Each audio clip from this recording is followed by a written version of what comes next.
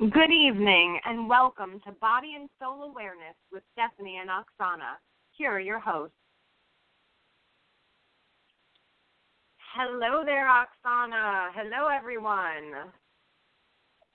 Hey, Stephanie. How are you? Hello, everyone. Yeah, I'm doing awesome, actually. I'm having a really good day. We have a very, very special show for you guys tonight. We have an awesome special guest. So we want to kind of get him on kind of quickly. So let's go ahead and do a quick recap of our homework for the week. Do you want to do that, Oksana? Yeah, sure. We spoke about how we can take one situation in our life that is somewhat challenging and presents, repetitive challenge or maybe new challenge, and kind of center yourself in that situation without having already preset outlook on it, and see potentially if you could see it from a different angle and different perception, and feel how it resonates with you and see what kind of outcome can come from it internally, especially. So that kind of was the homework, and what I want to contribute from my side to it is, as I mentioned on the last show, I have had a situation just recently where it was a shift within me to already existing, not a new pattern challenge, and that's exactly what took place for me. I was finally able to reconnect, reshift inside of me and really see it differently. And it not only clicked in my head, but also was felt in my body, and the release came from that, and I have another opening within my body for a healthier energy to come in instead of what I was holding on to in my within myself. So that homework was still explored, and I'm still exploring. But that's the homework. Steph, what can you contribute in regards to that? Yeah. Okay. So my homework is something that I had to go really, really back far for, because it's a pattern that I didn't realize that I actually picked up from my own childhood. Not sure if it went back to my mom's or not, if it was passed down through the generations or whatever, one of those family curses and sins kind of things. But I've had a lot of problems with my son, and this is my oldest son, who's 15, just trying to connect to him where he's at, not the level that I'm at. But when I look back at it, the same discussions that I'm having with him are the same discussions that my mom was having with me. So I won't say that I've completed my homework. We still have some more work to do, but at least now I understand that it is something that comes from way back. And then it's funny because me and my son actually have had numerous past lives together. And one of them where he was actually my father. And it's funny because I see that lifetime coming out in this lifetime with the way that he acts, where he thinks he's so responsible and so in charge, but then he doesn't realize that there's things in this world, this time frame, whatever, that I know a little bit more than him. So I'm trying to work with him, trying not to get super frustrated, trying not to throw him over the pier to the sharks. Please don't. I love Christian. Don't do that. I know. I love him too, but, he has his moments of butthead. I will be totally honest. Bye. He has those moments where I'm like, are you kidding me? Are you kidding me? Your hardest job right now is being 15 years old and doing your schoolwork. What else do you have to do? It's not that bad. But then again, I have to remember, like I said, going back to my childhood, when I was going through the exact same thing with my parents, you know, or with my mom. So, like I said, this is definitely a work in progress. My homework is going to take a little bit more time because I haven't quite gotten to the root of why we're here. But I'm working on it. I will say that. I'm working on it. Yeah, it's always work in progress, you know? Yeah. Spiral. Well, all of life is, I think, because if it wasn't, then it'd just be boring. So, anyways, well, I'm really excited because we have an awesome special guest tonight. Unfortunately, we couldn't get him on a few weeks ago due to some technical errors, but we do have him on tonight. So let me go ahead and introduce our special guest, Thomas Sochowicz. He's an ecological Boddhisattva, planetary alchemist, and metaphysician. The end of suffering for all beings lies at the heart of Tom's transpersonal mission. He has gained his strengths and visionary abilities from a very diverse background, including studies in philosophy, music, ethics, and business at the university level, world travel, apprenticeship, and self-study. Tom is COO and co-founder of a nonprofit called HUGS-Humans Unifying Global Solutions, dedicated to regenerative solutions for the creation of a harmonious and thriving world. Solutions, a project of HUGS that provides cutting-edge education and practical techniques for maximizing human potential via DNA repair and self-mastery. So let me go ahead and get Tom on. Hi, Tom, you there? I'm here. Good evening. Awesome. So glad we finally got you on. Yeah, for sure. I just, I want to apologize a little bit for before. It's, it's interesting coming from these places like Costa Rica.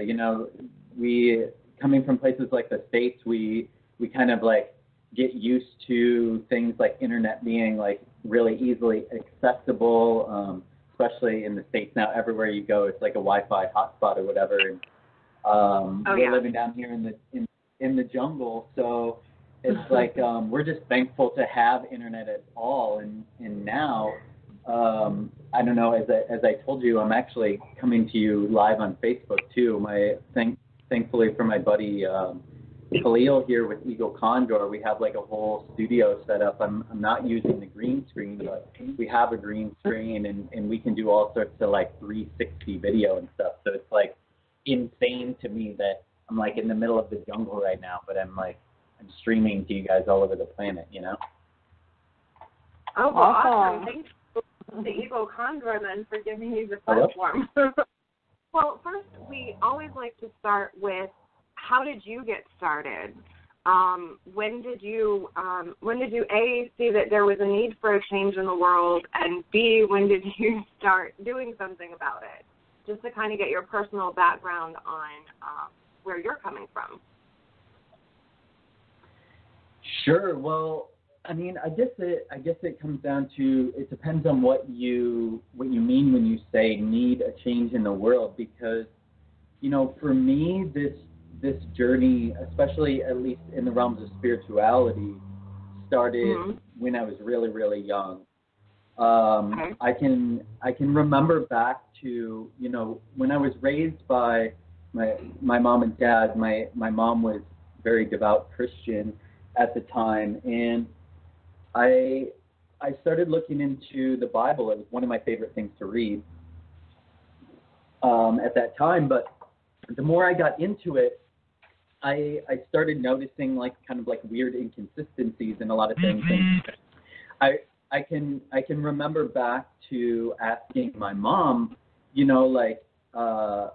certain things about what the Bible said, and I would be like, well, if this God person or character or whatever is real, then it's got to be like the most important thing. Like this seems like really important to me. Like even back as a little kid, I wanted to devote my life to understanding what's going on with these sorts of things. But then I would ask something like, well, if God is all present, like omnipresent and omnipowerful and all of these different things, so that means that we're God, right? And she was like, no, that's not how it works. And so I was like a little kid, and I'm just like scratching my head, and I'm like, well, if God's everywhere but we're not God, something's got to be wrong with this equation, right? Like I've got to figure out what's going on here.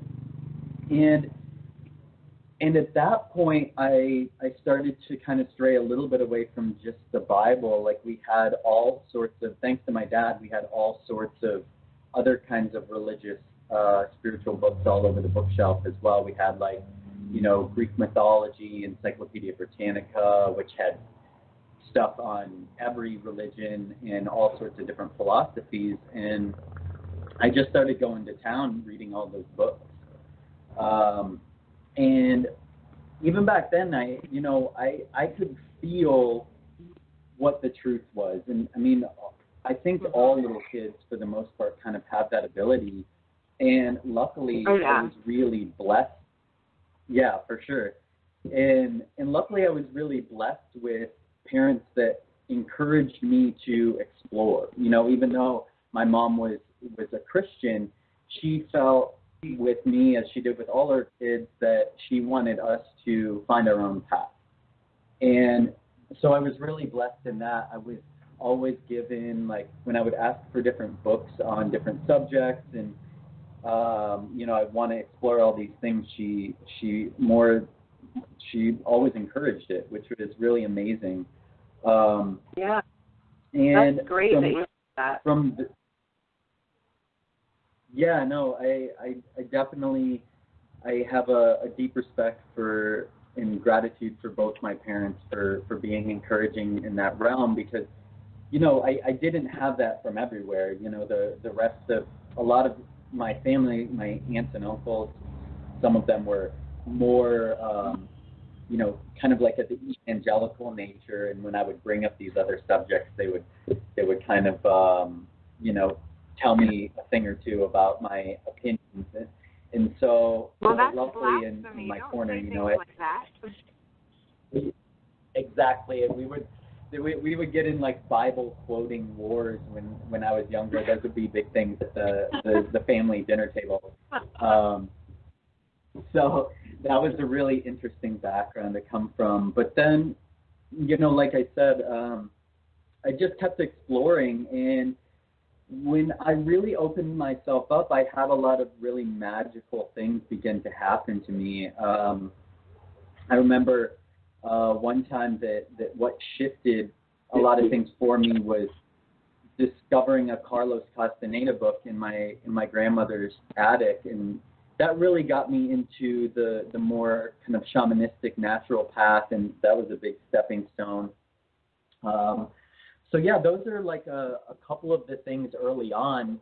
I don't know how much you want me to get into just history stuff. I definitely don't mind, but I don't want to. I could actually go all evening on my my spiritual path and progress, but I'm not sure if I answered your question on like what originally got me into it, or if you definitely. If you want to hear definitely. That's what they're looking for. So I guess, how did you start HUGS? Okay, yeah, HUGS. Yeah, we can definitely talk about that. I just got through telling a little bit of this story, so it's perfect. I got everything fresh and ready on that end. So basically the way HUGS started was a couple years ago. I think it's been about 3 years now. My wife and I, Danielle, we're looking to, basically we were looking to move out of the state because as a lot of us, I'm sure, especially people who are listening to your show, we have this point where we come to noticing that we don't really fit in and that things aren't necessarily going the direction we want them to with the consumerism, with just overarching aspects of society. We have places where we don't fit in. Oftentimes we feel like kind of like aliens in these cultures and things like that. And when my wife and I got together, I had already started doing some traveling around the world, and I was kind of like on a leeway point. When I met Danielle, I had been down in Costa Rica with Savon for a little bit, and then came back to the States to do some studying at school, and I was really calling in a partner at that time. And when me and Danielle did actually get together, we started to talk about where we were going to go and what we were going to do. And both of us had decided that we were really open and up for just being kind of pioneers in creating something new and something better, rather than just, kind of like retreating into our own little cave or world, or going the other way and just kind of like complaining and not knowing what to do. We just wanted to create something better. And so I started to chat with various people that I was connected to outside of the United States. We looked at Colombia for a little bit, Costa Rica, Ecuador, Peru. I think we were even looking at Thailand and a couple different places. But having so much personal connection as Danielle and I did into the indigenous medicine scenes and circles, we really gravitated towards Central and South America because there is so much of that culture here. And I started talking to my buddy Taj, he's one of the co-founders of HUGS, and I had been down hanging out with him in Peru a couple years before that, and we had talked about a lot of the projects that he had started working on, and we just got our conversation back going again, and he said that he had made some progress on a few different things, and it just, as the universe goes, following kind of the signs and the different clues, it seemed like where we needed to be. So we talked to him a little bit more. We started to prepare ourselves to move to Peru, where he was at in the Amazon. And at that point, we were asking him, like, what is it what we can help with? Like, what aspects can we fit in on? Obviously he knew a lot of my different experience and talents, but if we were about to exit the States and come down there for a fair amount of stay, we wanted to know what it is that was most needed at the time. He said, well, really, in order to do what we want to do down here, we could use a 501c3, a nonprofit organization, so that we can start getting grants and really getting donations and really having a tool for funding and different things. And so Danielle and I got together with a few other people. Taj is one of them, and there's Kathy and a couple more people, and we formed our original team of people that had a like-minded dream and aspiration to do this sort of thing. And then we just started taking the steps. We hired a company because it is difficult to fill out all the forms and get everything that you need to actually have a legitimate 501c3. So we hired a company, and we had a couple of our friends who were staying in the States kind of take care of that aspect of things. And Danielle and I headed down to Peru to really begin, working on things on the ground level. And at that time, we got down to Peru, and everything was vastly different than we had thought it was. It was really rough for a little bit, but it was really initiation is what it was. It was putting us through different trials and tribulations for a number of reasons. One, to make sure, I feel like, that we really wanted to do this, but then also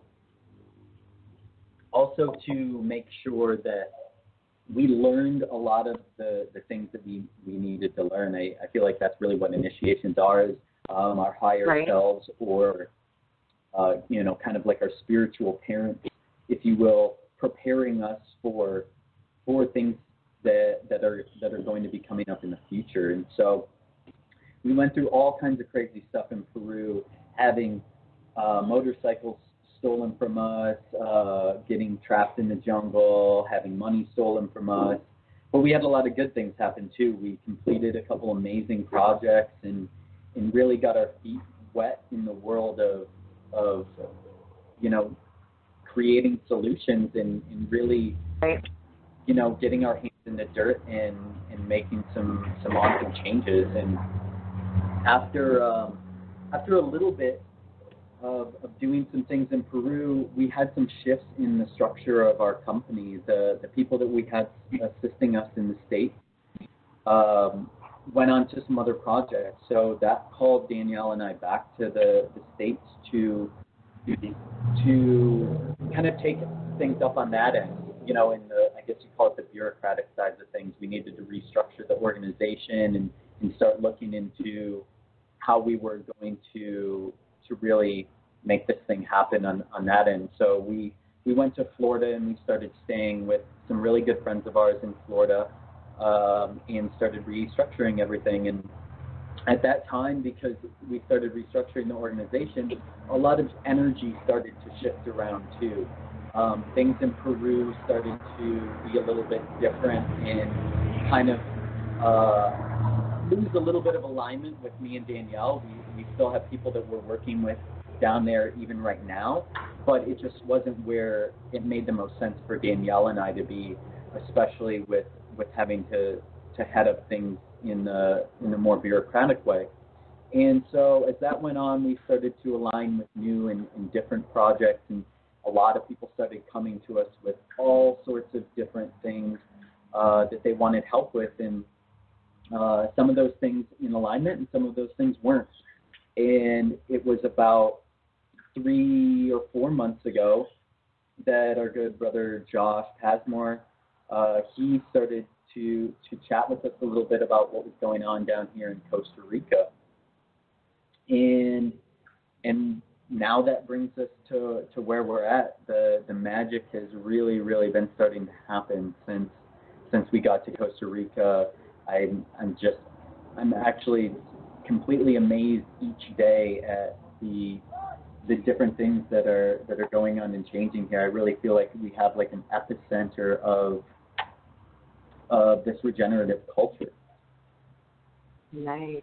Does that kind of answer the yeah, definitely. And I'm so glad that you said what you did was you found out what you needed to do to make a difference. Because I know when you get on a spiritual path, it can be tough. Like for me in the beginning, I just wanted to like hole up in my house and stay there and totally stay away from people because I was safe from all of their energy. But and then there's also, like you said, the complainers, the people complain about it. But yeah, I love that you guys you found a need and you started doing something about it. And I think that's what a lot of people need to do, because there's so many of us out there wanting change, but we need to actually do something about it, not just talk about it. Yeah, exactly. All right, everyone, we are back on the air live with our special guest, Thomas Sochowicz from Costa Rica. Tom, you there? I am here. Can you hear me? Awesome sauce. Yes, I can hear you. I just want to quickly give everyone the call-in number. So if you have any questions for Thomas, you can call in. The telephone number is 319-527-6208.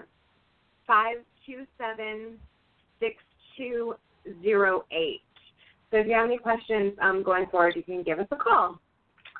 Anyways, Tom, let's go ahead and get right back into our discussion.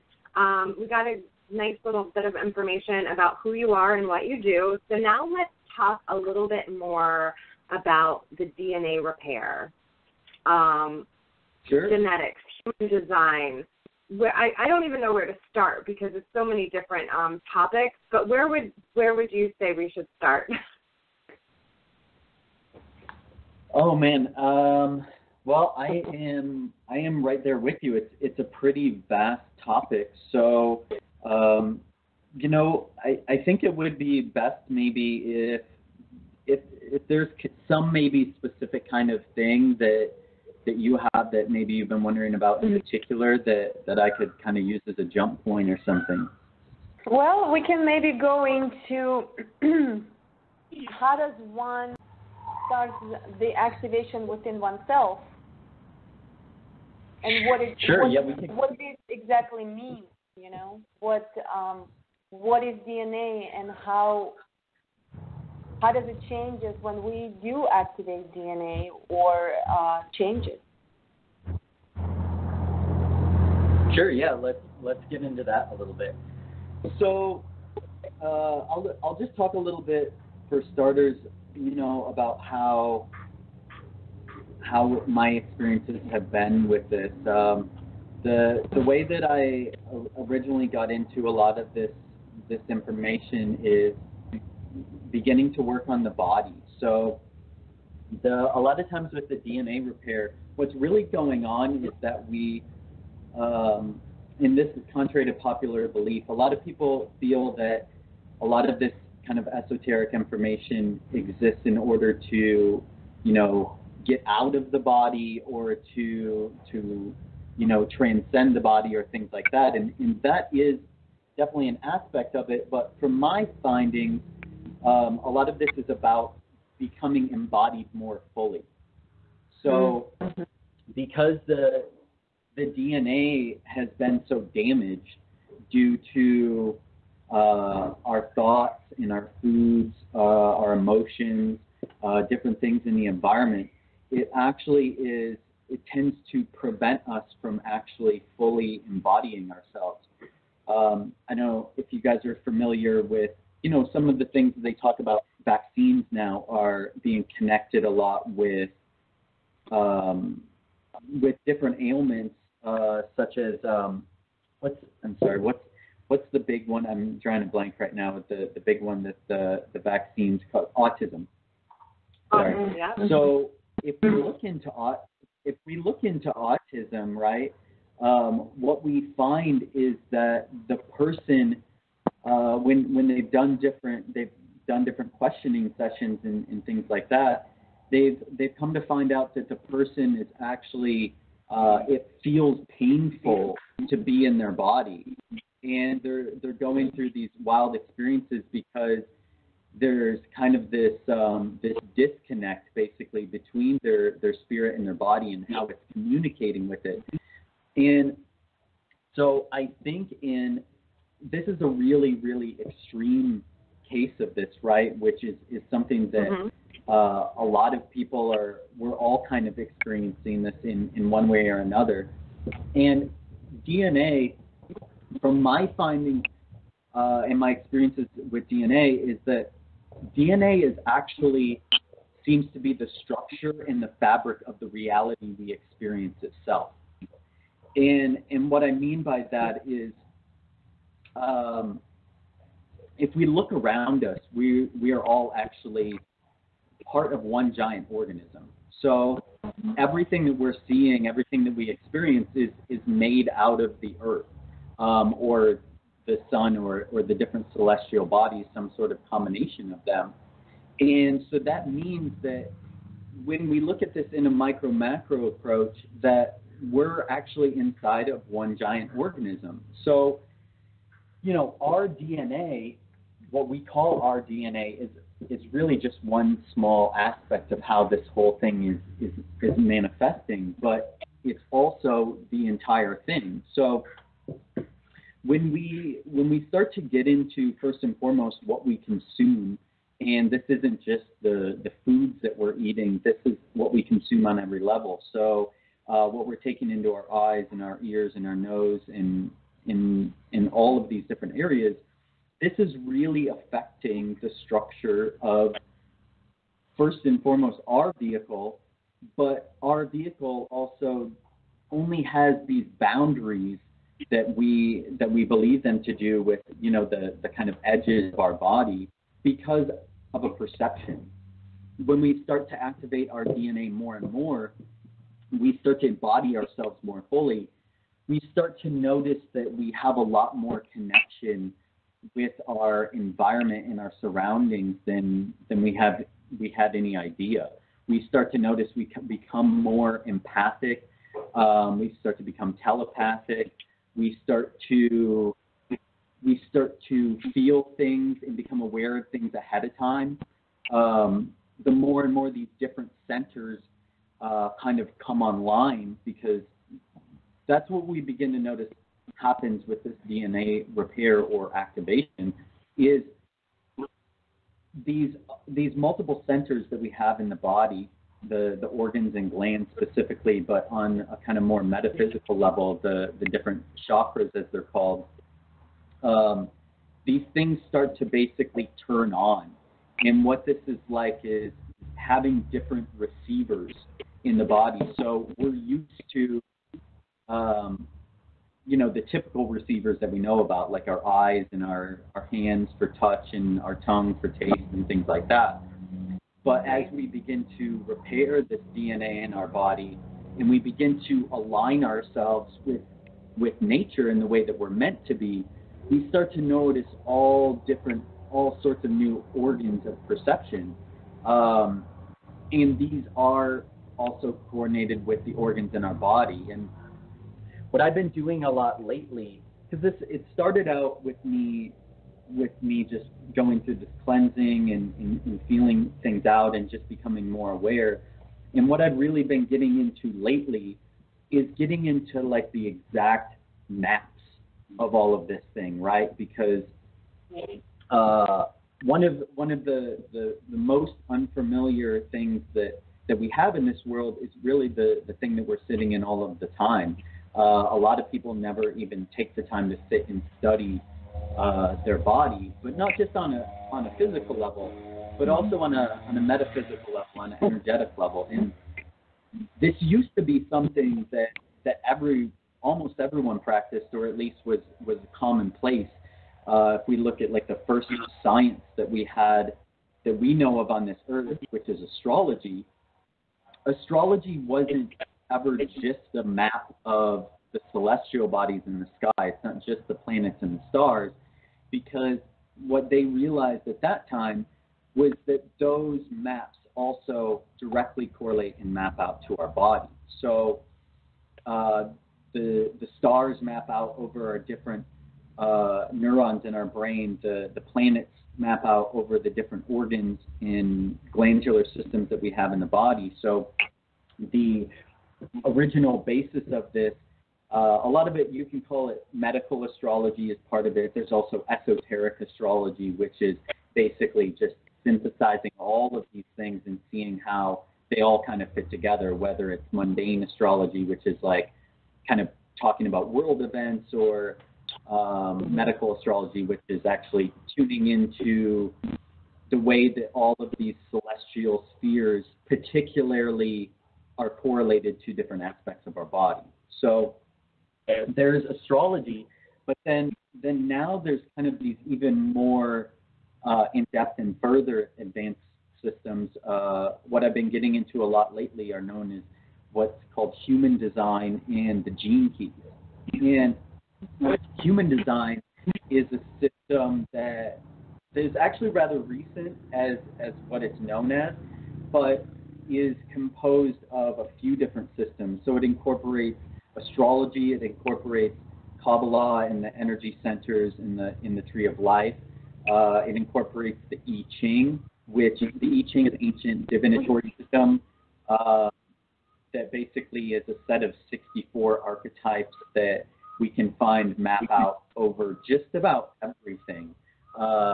Terence McKenna talked about in his books how it mapped out over the time waves in which he predicted that time was going to end at 2012, or that there was going to be some sort of leap in consciousness, which that is debatable whether that happened. I personally feel like we definitely saw that leap, but that maybe it's just, was it a little bit misinterpreted or something. But needless to say, these set of archetypes, we've now figured out through a number of different people that the archetypes in the I Ching actually map out directly over top of our DNA. So not only is there 64 archetypes in the I Ching, there's 64 codons in our DNA. So this has all been mapped out over top of the human body in its different organ systems.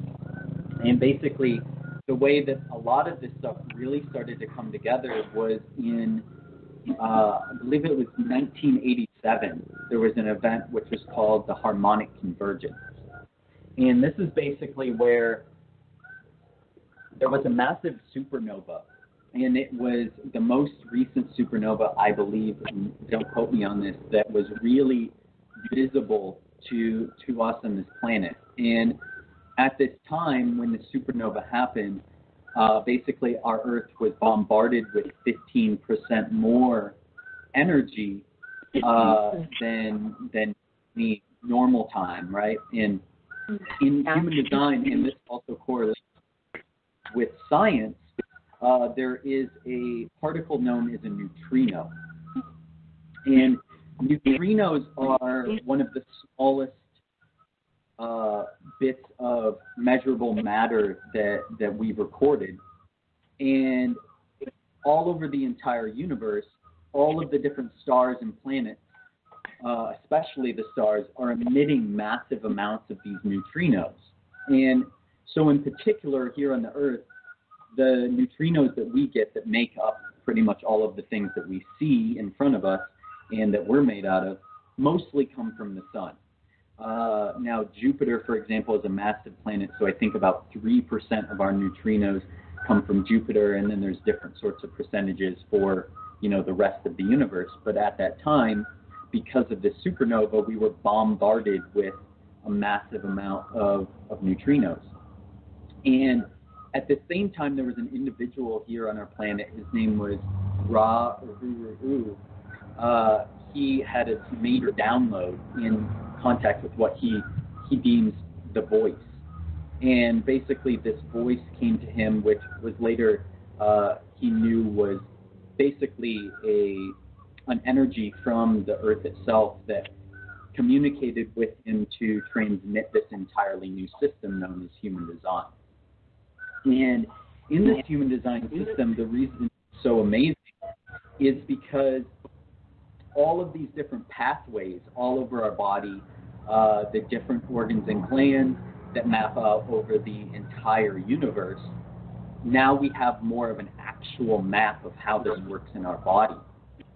And then more recently, we have Richard Rudd in the gene key system, who has isolated the particular codons of DNA and gone in depth to explain how these archetypes basically come to us in our life. So in this whole DNA repair process, basically what's going on is when we're children and we go through these different life experiences, different traumas or different situations in our life, basically we get programmed.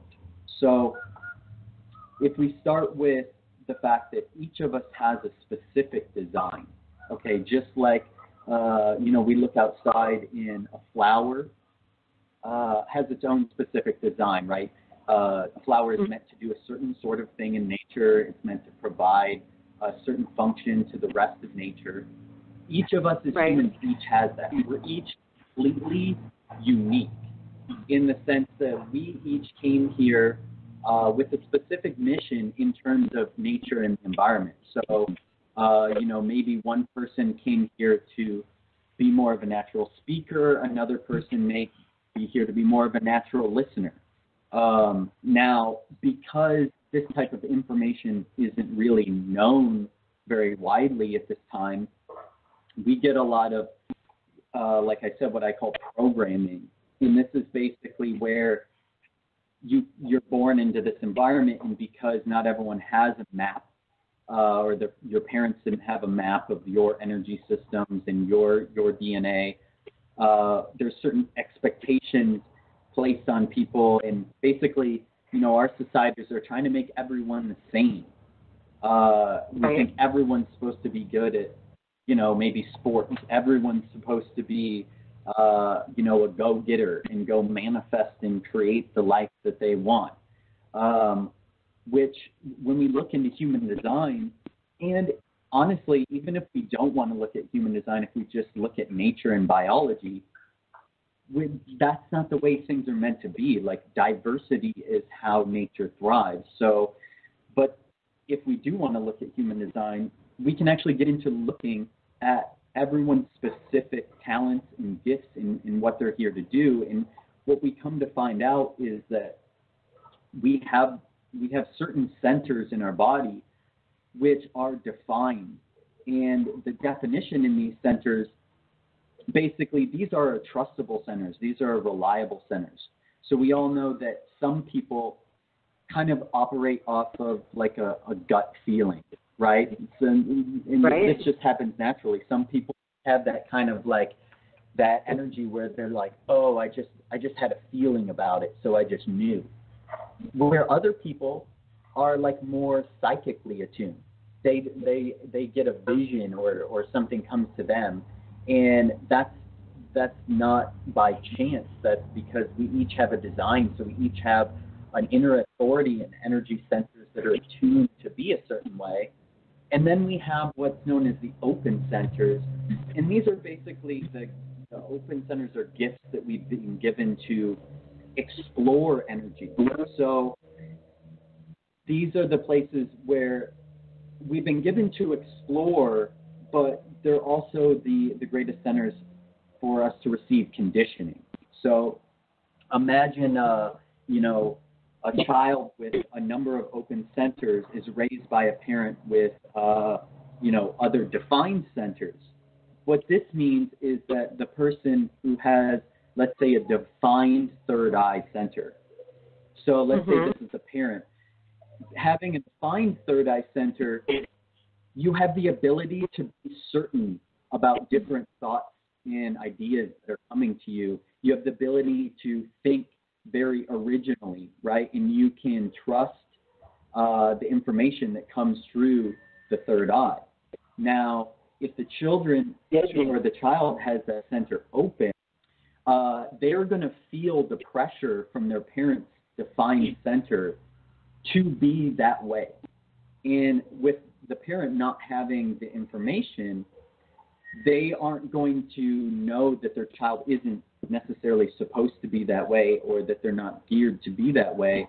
So they're going to not only subconsciously, but probably consciously encourage their child to be that way. And what this creates is a kind of pain or a trauma in the child, because they are around these parents, adults, or teachers, and they feel that there's something wrong with them because they don't think in this way, or they don't create in this way, or they don't communicate in this way. And so this creates what's called conditioning. And now this is some of the start of our DNA becoming more and more damaged, right? Right. It can be damaged before we're even born. Of course, if our parents are consuming things like drugs and alcohol, and we do pass down different genetic things. We found this, especially lately, my friends do iridology. We've found that kids are coming out of their parents with the same problems before they're even introduced to the environment. So there's like a 2-year-old kid who has the same organ and gland degradation and problems as the parent does.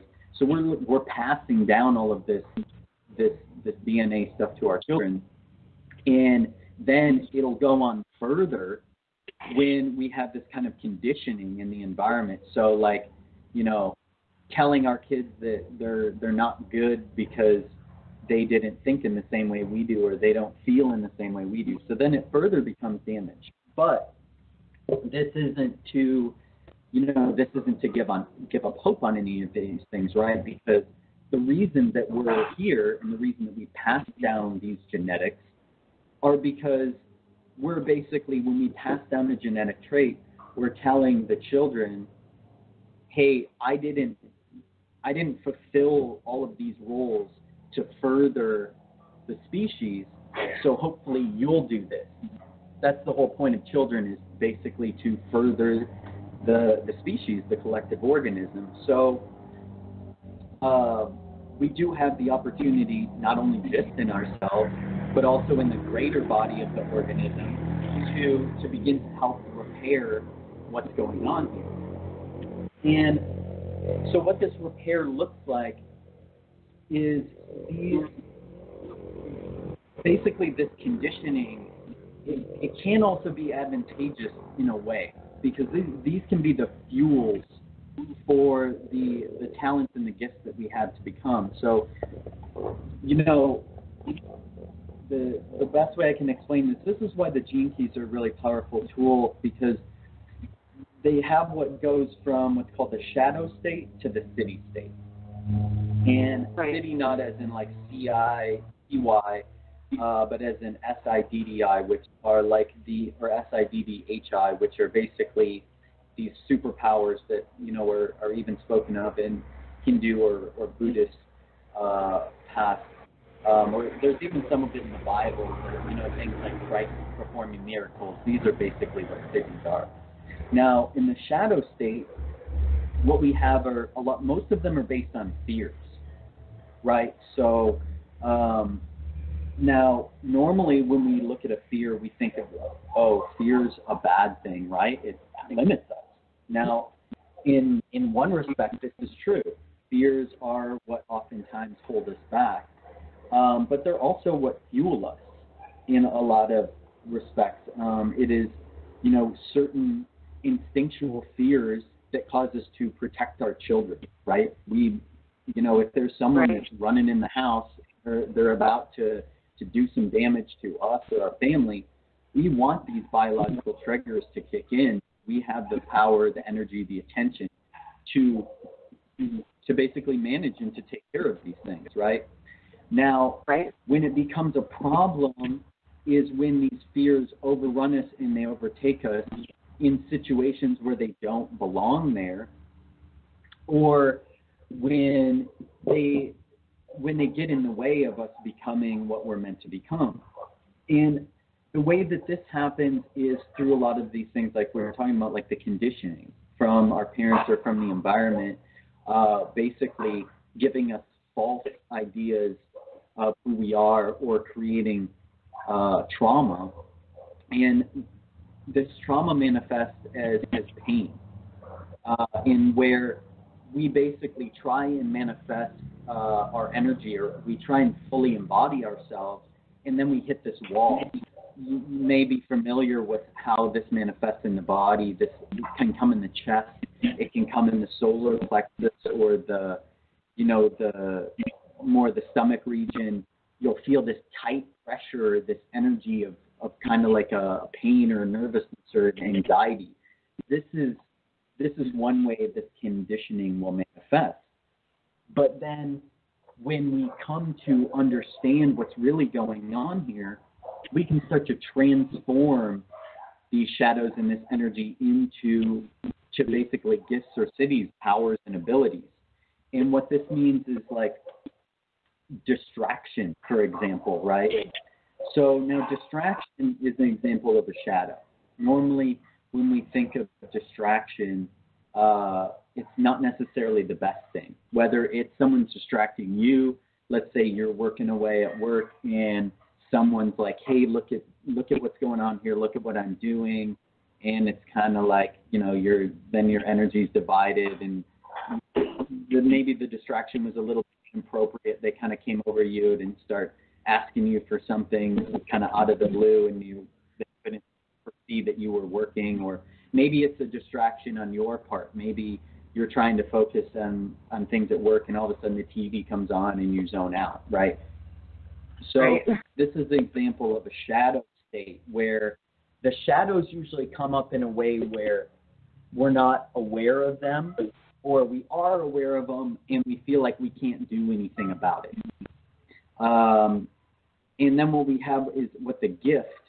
And the gift, this is basically like, now imagine if we take this distraction, but we start using it for something really amazing. Like I'm going to take the energy of the distraction for me and start being creative with it, like making YouTube videos. And maybe I'm dancing and I'm singing on YouTube, distracting people that are asking for this distraction, right? Like there's tons of people out there that want to be distracted in creative ways, not necessarily even distracted in, in a way that's not meaningful. It can be distracted by worthwhile information like what we're doing right now. Some people may be sitting at home and we're doing one thing and they're like, hey, I want to tune into this great show that Stephanie has out there because it's going to help me and it's going to uplift me into becoming, a better person, a more fully embodied human. And so this is the idea of the gift frequency. And then we have what's known as the city. This is like the highest vibratory essence, which in this case is intoxication. Now, I know that we normally think of intoxication as a bad thing, but like imagine intoxication in like in the utmost sense of where everything that's going on in your life, everything that happens to you, you're intoxicated and tranced by how beautiful it is.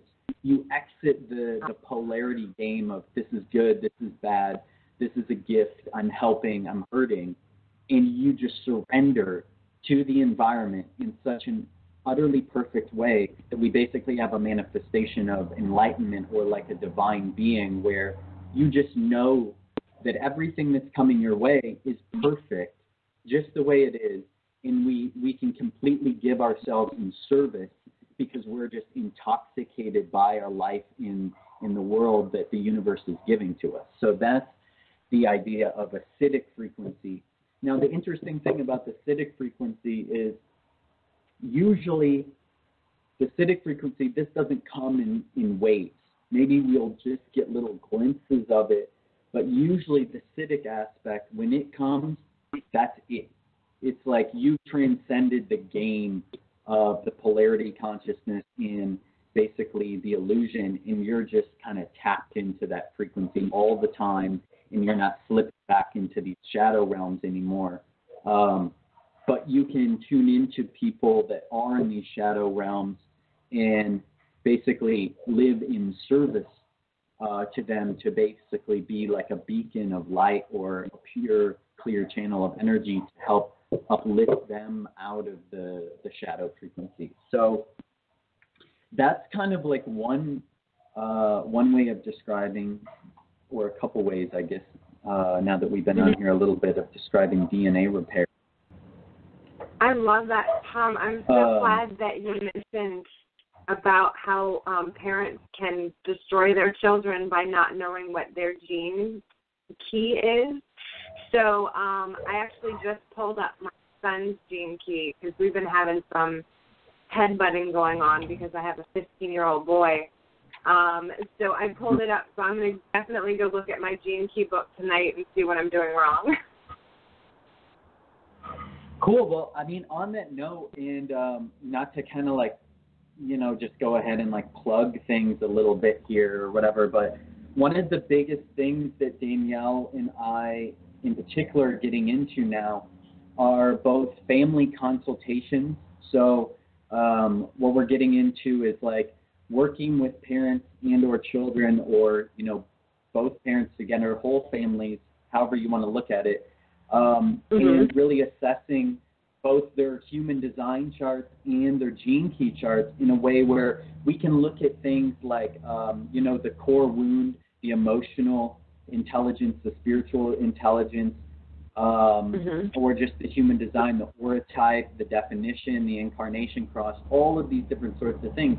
We can start to compare the different charts of the parents and children and really begin to help facilitate new paradigm families in a way where the parent especially has the information about the child in the best way they can interact with each other, communicate with one another, also the ways that they can encourage their child in school, in their purpose, their life's work, all of these different things. So that's a big part of what Danielle and I are currently working on.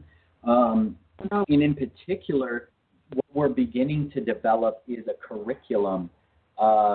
Basically, it's for anyone, but we're really gearing it towards parents in ways that they can help themselves, but also really help to guide their children. We're developing, kind of like a step-by-step curriculum that will be really geared towards parents.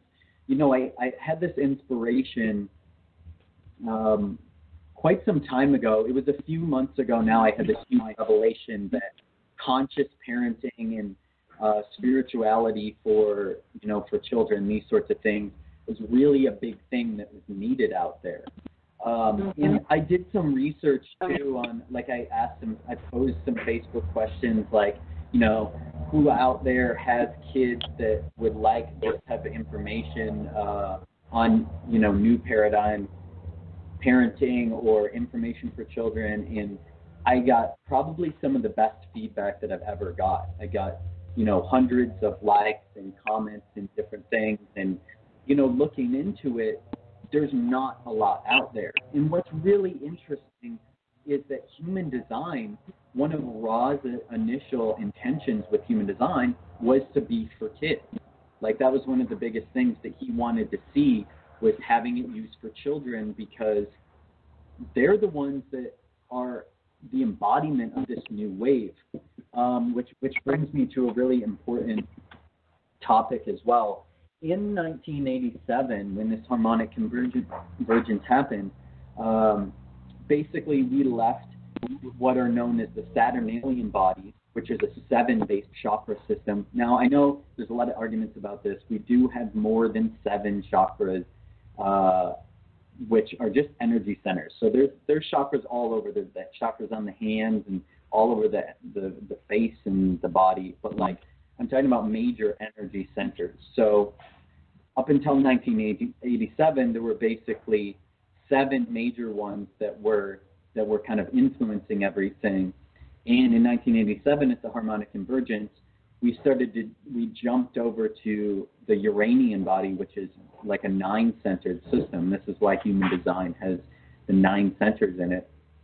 And what's interesting is that in 2027, and I don't like to predict things with exact dates, because I'm not going to go out there and try and call out some date like 2012 or something like that. But I do have to say that intuitionally and energetically, this feels right to me, that in 2027 we're going through another massive shift or mutation in the genetic code, and we're starting to feel the effects of that right now. And what this feels like, you may be noticing it as well, is we're moving from basically a mind or a head-centered awareness being to a solar plexus awareness being. And so sure you're aware that these different centers in our body are brains. We have a brain in our stomach. Right. We have more like a sexual-centered brain. We have a solar plexus-centered brain. Well, what we're moving to as our main awareness center, we're already feeling this, but particularly starting in 2027, is a solar plexus energy-centered being. And so this is what we're starting to feel as basically exiting a duality-based consciousness and starting to enter in what's more of a trinary based consciousness, where we're not just seeing positive and negative or black and white, we're seeing the neutral polarity too, which, I mean, we can see this all over in nature. Things aren't black and white last time I checked. Right. But, we as humans basically have been in this weird kind of black and white mind state due to an imbalance, mainly in the left hemisphere of our brains, kind of like basically been a little bit damaged, so it's acting out like a child or something. But as we drop down into our solar plexus center, and it's not called solar plexus for any coincidental reason. It is a solar plexus as in the sun. So we're we're developing a new body. If you look into like the Gnostic scriptures or different scriptures from different esoteric things, we have what's called the solar body. In the Gnostic scriptures, they called it the Soma Helikon, which is basically the solar body is the soul. So we're starting to drop out of the state of being individuals, or just particularly individual consciousness, because I'm not saying that all of a sudden there's not going to be any individuals. But what I'm saying is when we drop down to the solar plexus center as our main awareness center, we start to notice that we're not alone, that we're actually all connected, that we are a giant organism. And what this feels like is we start to feel super empathic, and we start to notice that our feelings are not our feelings. They're everyone's feelings, right? Like when we really get in tune, if somebody walks in the room and they're upset, everyone knows, right? Or at least everyone that's kind of starting to come into this consciousness, and we feel that person's energy, and we go, what's going on with this person? Like, you know, for those of us that are truly compassionate, we want to assist this person and basically bring them out of this frequency in whatever way we can. And now, what the biggest mutation that's going on in 2027 is basically a massive leaving of the victim consciousness, because this is what happens in the polarity-based mindset. Is it's I versus everyone else, right? It's like, you hurt me, the thing that you said hurt me, or the thing that you did made me feel bad, when that's not really the case. Yes, you know, you don't necessarily feel good right now, but that can, you know, that can be attributed to programming. It's basically the transition is where we begin to own all of our suffering and our feelings. But we also know that it's the collective that's experiencing it. So it's this kind of like paradox of it, right? Like when I feel bad, that's my responsibility. Yeah, other people can tune into me and be compassionate and assist me, but ultimately I'm responsible for transforming my suffering and for feeling my suffering. You know, it's not your fault that what you said made me feel a certain way. It's my responsibility to feel that way. And go ahead.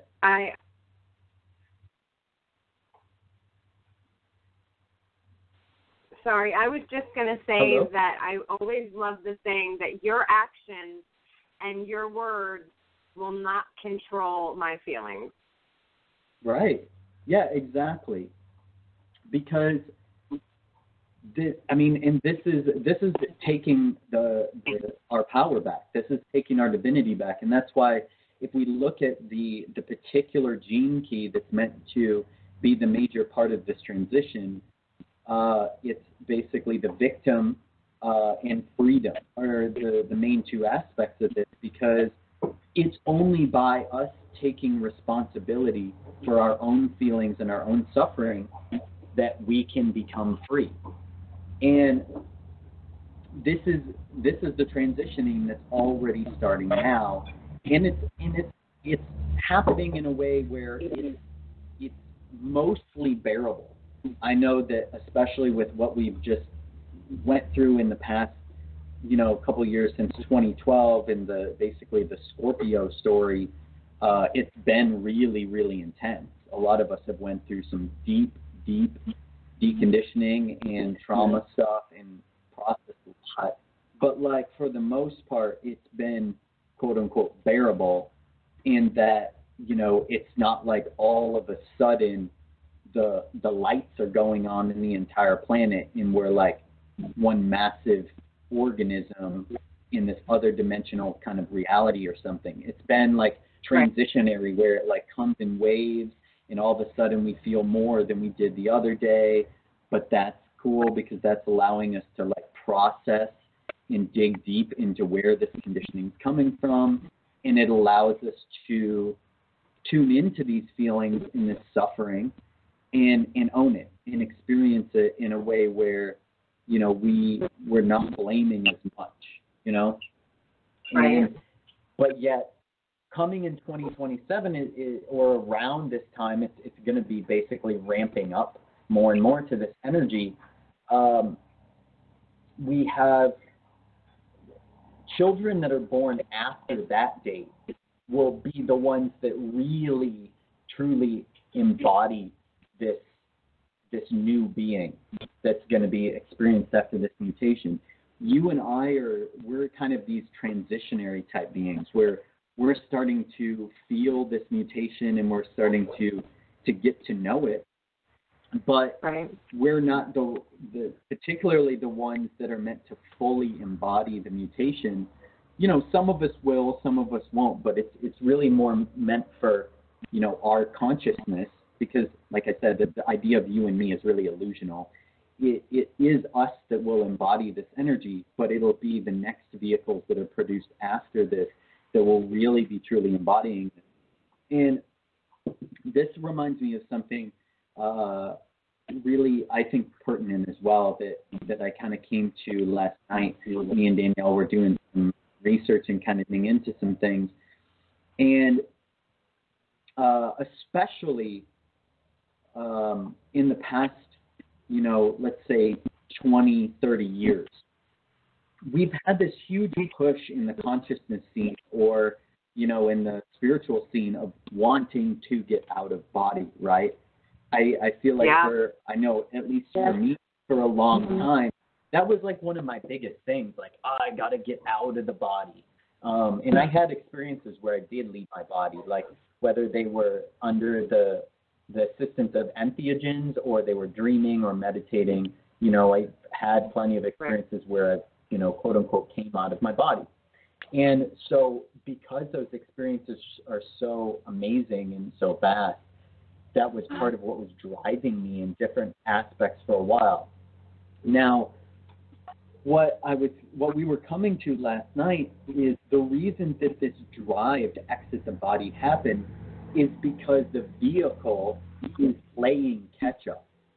So like as a seven-centered being, our body can't really contain this vast intelligence all the time that we are, because we aren't just what we see here. We actually come from larger, more soul force type beings. You can call them, you know, I think there's lots of different names for this larger body that we have. But basically, because this body can't contain it, this is felt as the biological urge to want to exit the body. But now, at least me personally, especially, I've been starting to feel that less and less as I've been embodying myself more fully, as I've been starting to cleanse myself more, repair my body, my DNA, repair my mind through the different words that I'm using internally, all these different things. I'm starting to like ground myself as I embody myself more fully, but yet at the same time, it's kind of like I'm coming out of body more as well, because I'm experiencing other energies and other dimensional frequencies more and more day by day.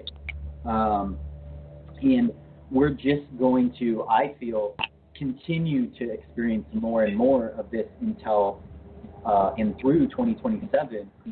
And we may even see large groups of people exiting these vehicles as well, because we may see waves of people that just naturally, biologically, like I said, still feel that these transitionary bodies aren't fully capable of embodying the amount of progress that they've made energetically. You know, this may happen to any one of us, especially those of us that are kind of further along in the edge of embodiment and this consciousness. We may notice that we may have shorter lives than others, depending on how much damage we did to our vehicles when we were younger or things like that. And we may decide to consciously take new vehicles sooner than others. I'm not saying this from a place of fear. I'm not trying to freak people out like, hey, you might die young.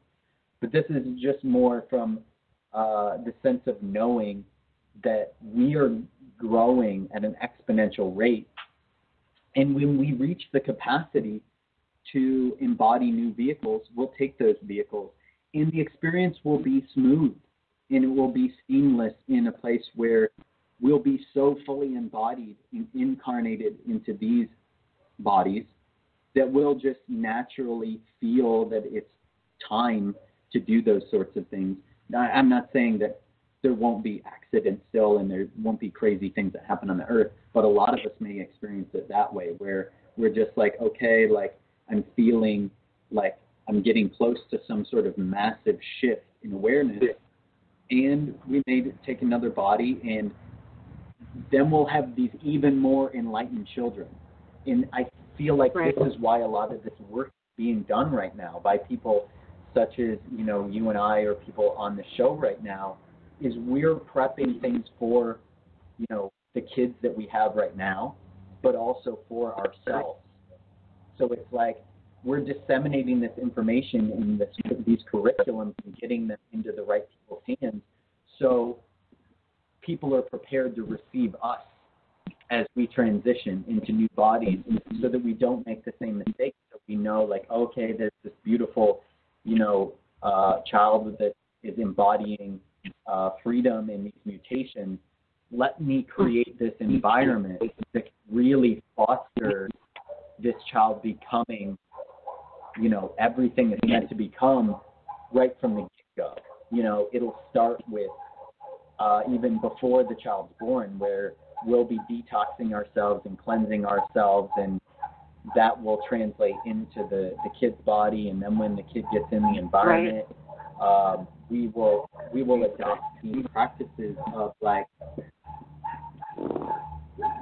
basically, just letting the child become naturally what it's supposed to become. Because when we enter the world in these activated states, the kids know, they're in tune with their third eyes are usually open. They know who they are and what they're supposed to be doing.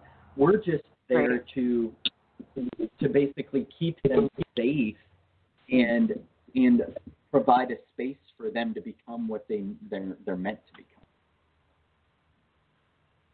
And so that's like another little rant on that aspect of. Yeah, I think it's funny that you're talking about now there's a huge focus on being healthy before you even get pregnant. Epigenetics, I think, is what it's called. We had somebody on the air a few months back talking about that. But I know with my son, my first son, I was 21, and I didn't take care of myself very well. I still ate McDonald's and all that bad stuff that you're not supposed to do. But with this last one, Kai, he's 15 months old now, I put a huge focus on making sure that I was taking care of myself, not only physically and eating the things that I needed to have a good physical body, but also mentally as well. I tried to make sure that I wasn't stressed out a lot. I tried to make sure that I stayed balanced as much as possible, because I understood how that could be passed on to him.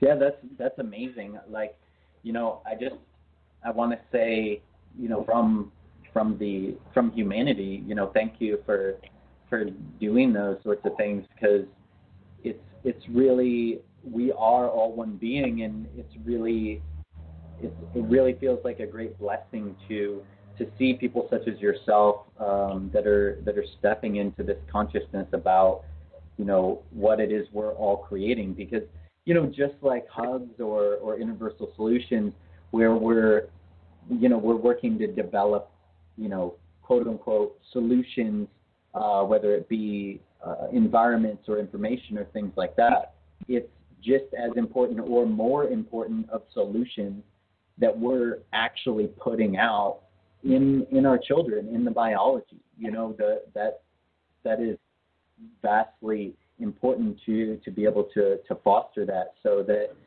this collective organism that we all are really grows and expands into what it's meant to become.